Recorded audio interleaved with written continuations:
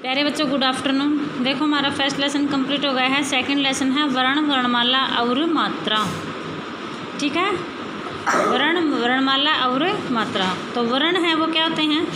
भाषा की सबसे छोटी इकाई जिसके और टुकड़े न हो सके उसे हम क्या कहते हैं? वर्ण कहते हैं। ठीक है, वर्णमाला क्या होती है? वर्णों का एक क्रमबद्ध समूह क्या कहलाता है? वर्णमाला कहलाता है। तो वर्ण क्या होते हैं?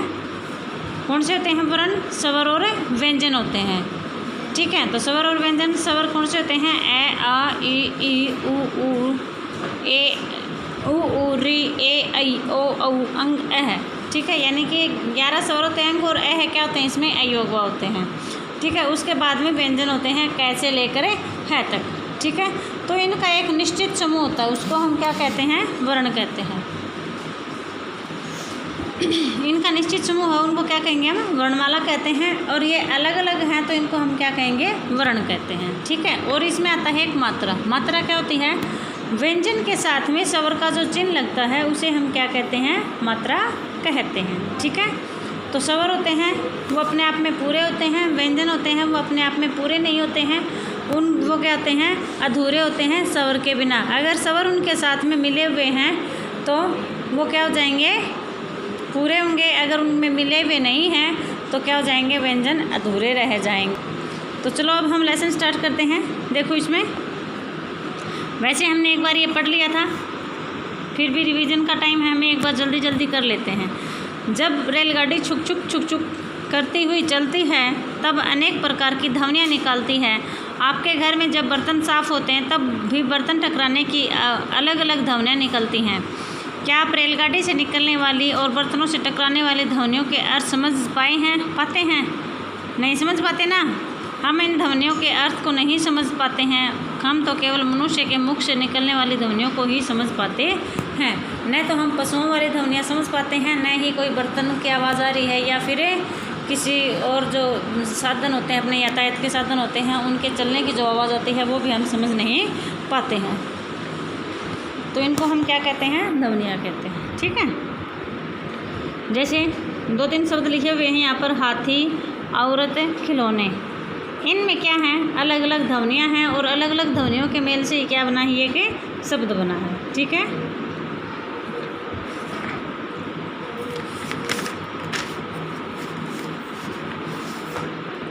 अभी देखो औरत में 5 ध्वनियाँ हैं। औ, र, ए, त, अ। ठीक है, 5 ध्वनियाँ हैं। खिलौने में भी कितने हैं? 6 ध्वनियाँ हैं। ख, ई, ल, औ, न, ए। ये छोटी छोटी ध्वनियाँ ही वर्ण या फिर अक्षर कहलाती हैं। इनके टुकड़े नहीं किए जा सकते हैं। ठीक है, समझ में आ गए? यानी कि इसकी डेफिनेशन होती है। अब देर के यहाँ पे वर्ण किसे कहते हैं? तो किसे कहते हैं? भाषा की सबसे छोटी इकाई या फिर ध्वनि को वर्ण कहते हैं। आगे आता है वर्णों के प्रकार। वर्णों के कितने प्रकार होते हैं? 2। एक तो होता है स्वर और एक क्या होता है? व्यंजन। ठीक है, क्या होता है? एक स्वर होता है और दूसरा व्यंजन होते हैं। ठीक है, तो स्वर होते हैं वो देखो कितने होते हैं? 11 होते हैं। ठीक है, स्वर कितने होते हैं? 11 होते हैं। और स्वर कहते किसे हैं? जिन वर्णों का उच्चारण बिना किसी अन्य वर्ण की सहायता से किया जाता हो उन्हें हम क्या कहेंगे? स्वर कहेंगे। या फिर हम इसको ऐसे भी लिख सकते हैं, जिन वर्णों का उच्चारण स्वतंत्र रूप से किया जाता है उसे हम क्या कहते हैं? स्वर कहते हैं। और हिंदी में स्वर 11 होते हैं। अब इन स्वरों का भी अलग अलग पार्ट होते हैं। ह्रस्व स्वर और दीर्घ स्वर। क्या होते हैं? ह्रस्व स्वर और दीर्घ स्वर। ह्रस्व स्वर कौन से होते हैं? जिन स्वरों का उच्चारण करने में हमें कम से कम समय लगे उसे ह्रस्व स्वर कहते हैं। और ये 4 होते हैं भाई। 4 कौन कौन से? ए, ई, उ, री। आपको 3rd क्लास में भी बताया हुआ है, अयूरी। ठीक है, ए, ई, उ, री 4 होते हैं ह्रस्व स्वर, यानी कि जिनका उच्चारण करने में थोड़ा समय लगे। फिर आता है दीर्घ स्वर। दीर्घ स्वर कितने होते हैं? 7 होते हैं। ठीक है, कौन कौन से होते हैं? आ, ई, उ, ए, ऐ, ओ, औ। ठीक है, दीर्घ स्वर कहते किसे हैं? जिन स्वरों का उच्चारण करने में ह्रस्व स्वर से दुगना समय लगे उसे क्या कहेंगे? हम दीर्घ स्वर कहते हैं। तो बेटा ये क्वेश्चन बन रहे हैं आपके लिए छोटे छोटे, आपको ये अपने नोटबुक में भी लिखने हैं साथ साथ और इनको लर्न भी करने हैं। आगे देखो, अंग। अंग क्या होता है? इसका उच्चारण नाक से होता है। किससे होता है? नाक से होता है। इसे अनुस्वार कहते हैं, ठीक है। और इसका चिन्ह है किसी भी व्यंजन के ऊपर क्या आएगा? एक बिंदु आएगा, यानी कि अनुस्वार के रूप में होता है। जैसे कंघा, हंस। अंग, इसका उच्चारण है की तरह होता है, ए है। क्या है ये? ए है। ए है का उच्चारण किससे होता है की तरह होता है। इसे क्या कहते हैं? हम विसर्ग कहते हैं। इसका चिन्ह होता है वो क्या होता है? किसी भी शब्द के आगे दो बिंदु लगा देते हैं हम, यानी कि व्यंजनों के मेल से क्या यानी कि किसी भी शब्द के आगे जो वर्ण होते हैं उसके मेल से बनते हैं ना शब्द, तो उस वर्ण के आगे हम क्या लगा देंगे? दो बिंदु लगा देंगे। उसे हम क्या कहते हैं? हलंत विसर्ग कहते हैं। और उसका उच्चारण किससे होता है की तरह होता है, यानी कि इसको हम विसर्ग नहीं बोलेंगे। किसके उच्चारण करेंगे उस टाइम पर? है की साउंड है वो इसमें से निकलेगी। जैसे प्रातः, प्रायः, अतः, कर्मशः है, ठीक है। अंग, इसका उच्चारण नाक और गले दोनों से होता है।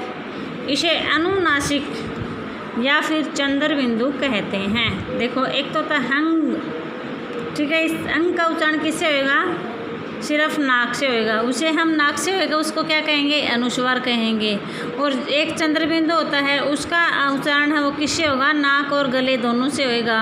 और नाक और गले दोनों से होगा तो उसको क्या कहेंगे? हमें अनुनासिक कहेंगे, ठीक है।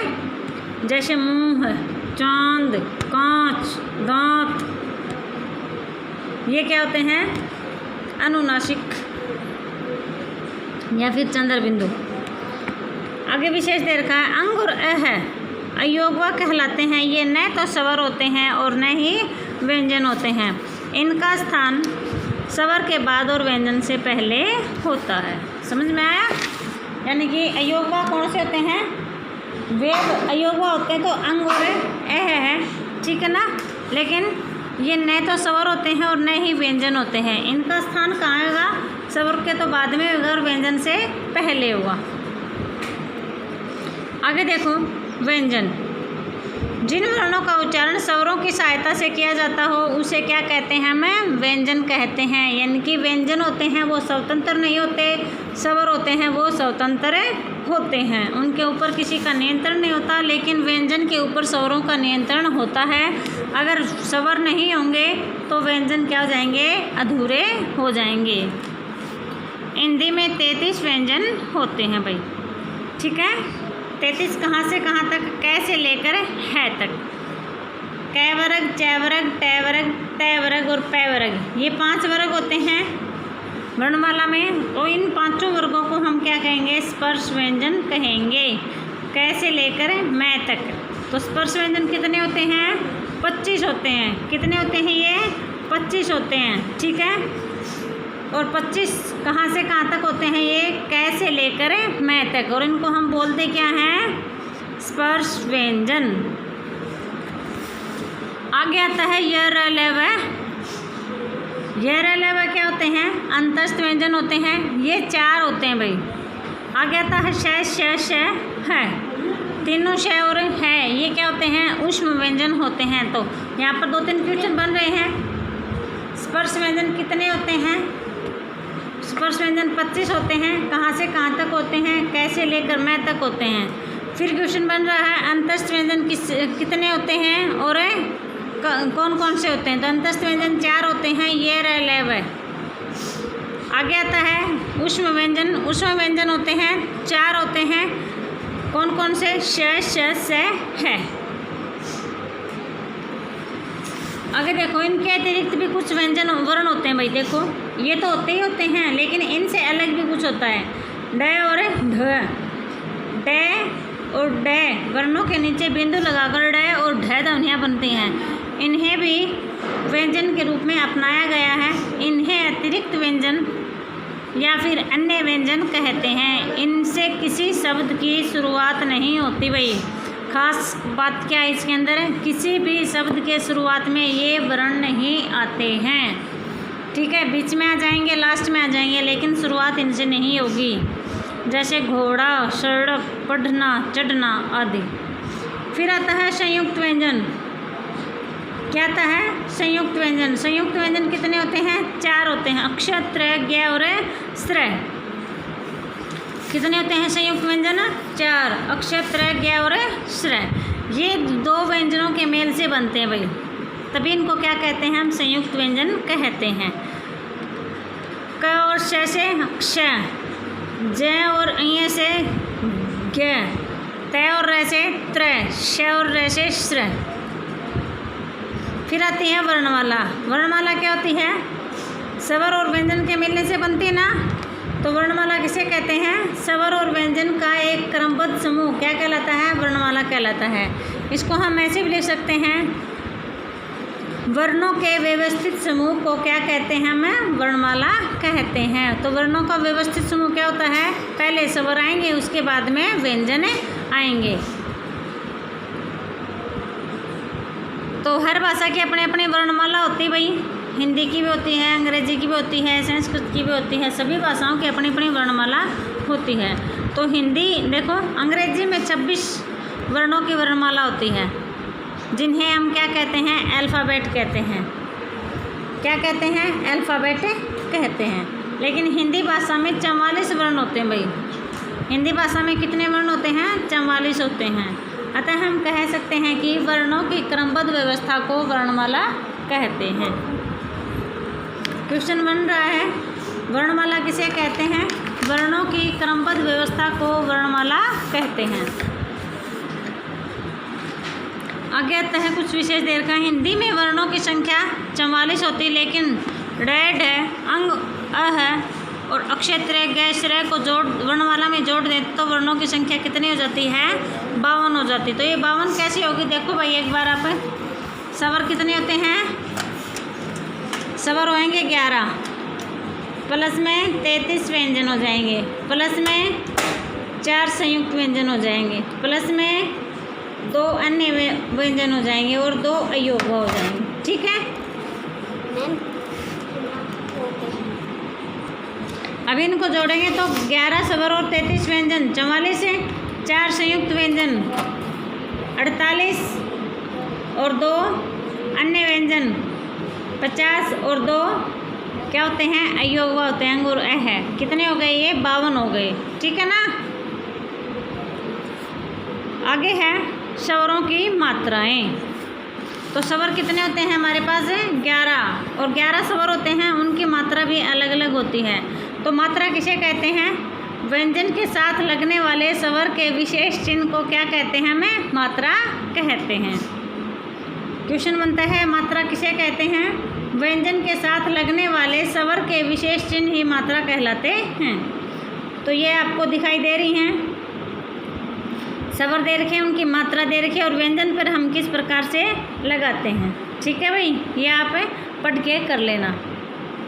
मात्रा लगने के बाद में देखो, प, प, पी, पी, पू, पू, प्री, पे, पई, पो, पो, ठीक है। आगे कुछ विशेष दे रखा है।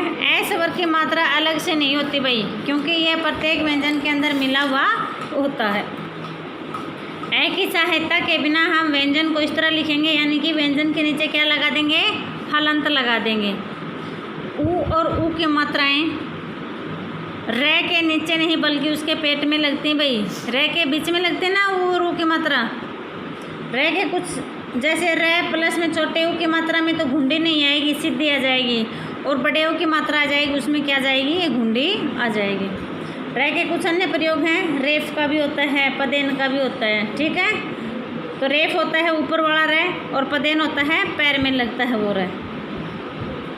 जैसे क्रम, श्रम आदि, ऊपर वाला रे होएगा वो आधा होएगा भाई, ठीक है। यानी कि कोई भी व्यंजन ऊपर आएगा तो वो अपने आप में आधा बन जाएगा, क्योंकि भारी होगा वो तो नीचे ही रहेगा। भारी का मतलब जो पूरा होगा वो ही छोटे बड़े का वजन उठा सकता है, छोटे वाला पूरे का वजन नहीं उठा सकता। तो इसलिए छोटा होता है वो ऊपर आता है, यानी कि जिनका उच्चारण है वो आधा होता है।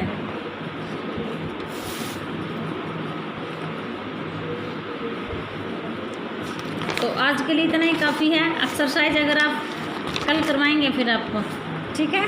Thank you, have a nice day.